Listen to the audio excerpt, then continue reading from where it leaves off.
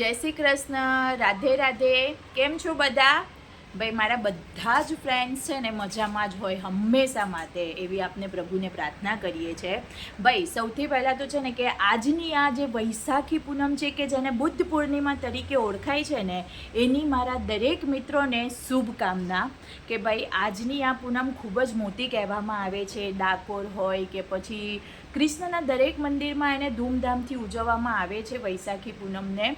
અને સૌથી પહેલાં તો છે ને એક વાત કહેવા માગું છું કે ભાઈ આજનો આપને જે આ બ્લોગ બનાવીએ છીએ ને એ એના માટે જ બનાવું છું કે ભાઈ ચૈત્રી પૂનમથી લઈને વૈશાખી પૂનમ સુધીના જે દિવસો છે એને માધવ માસ તરીકે ઓળખવામાં આવે છે. અને આ માધવ માસની અંદર દાન પુણ્યનું ખૂબ જ મહત્ત્વ છે.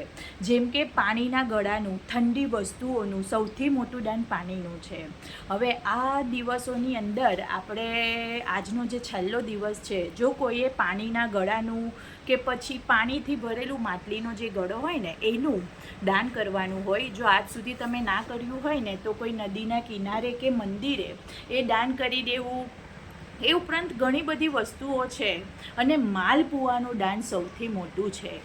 તમે કોઈ મંદિરમાં જઈને 5, 7, 9, 11, 21 તમારી રીતે તમારી પરિસ્થિતિ પ્રમાણે માલપુઆનું દાન ભાઈ આજે કરવું જોઈએ.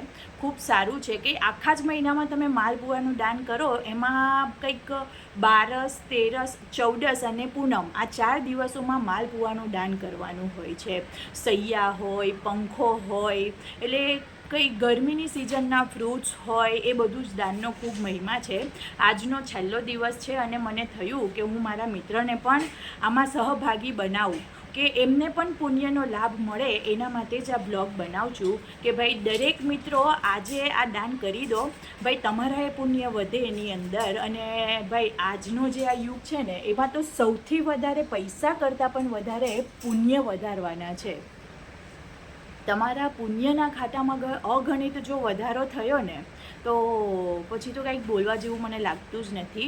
તો જાઓ બધા ફટાફટ અને તમારા પુણ્યને વધારો. માલપુઆ, પાણીના માટલાનું કે ફ્રૂટ સિઝન પ્રમાણેના ફ્રૂટનું તમે દાન કરો એવી હું ઈચ્છા રાખું છું. અને એટલે જ મેં આ બ્લોગ અત્યારે બનાવ્યો છે. હું માલપુઆનું દાન કરીશ. હું તમને આ પછીના બ્લોગમાં બતાવીશ કે માલપુરા કેવી રીતે બનાવ્યા છે, કે સમથિંગ આજે શું શું મારા ઘરે બન્યું છે એના માટે. ઓકે, મારી સાથે જોડાવા માટે થેન્ક યુ. મને સપોર્ટ આપવા માટે તમારો ખૂબ ખૂબ આભાર. બસ આ જ રીતે મને તમારો સપોર્ટ મળે. મને લાઈક કરતા રહો, કોમેન્ટ કરતા રહો. આ બ્લોગ તમને કેવો લાગ્યો, શું તમને ઉપયોગી છે? અને પણ એક રિક્વેસ્ટ કરું છું કે પ્લીઝ આજે બને ને ત્યાં સુધી દાન કરો. પાણીનો ગળો, ઠંડી વસ્તુઓ, સિઝનેબલ ફ્રૂટ અને હા ચોક્કસ તો માલપુઆનું. ઓકે, જય શ્રી કૃષ્ણ, રાધે રાધે.